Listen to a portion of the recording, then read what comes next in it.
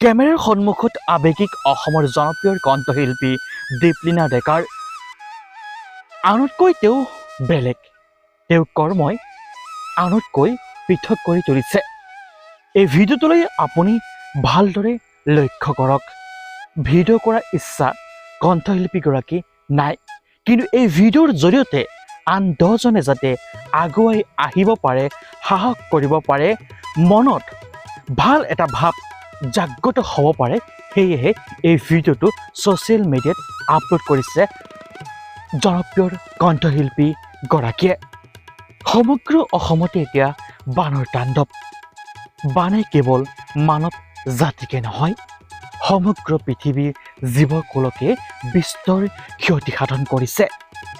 অসমবাসীয়ে এই বিপদৰ সময়ত ঘৰত বহি নাথাকি অসমবাসী এই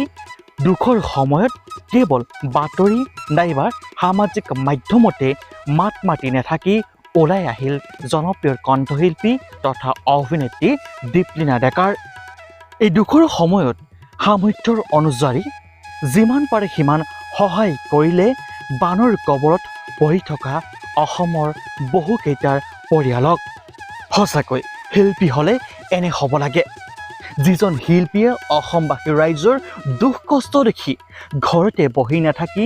নিজে যিমান পাৰে সামৰ্থ্যৰ অনুযায়ী বানৰ কবলত কষ্ট পাই থকাৰ বানৰ কবলত দুখ কষ্ট পাই থকাৰ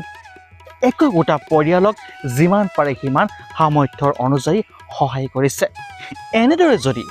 অসমৰ প্ৰত্যেকজন শিল্পী তথা প্ৰত্যেকজন ব্যক্তিয়ে সামৰ্থ্যৰ অনুযায়ী এনেধৰণে বানৰ কবলত পৰি থকা মানুহক বা পৰিয়ালক সহায় কৰে তেনেহ'লে ভাবকচোন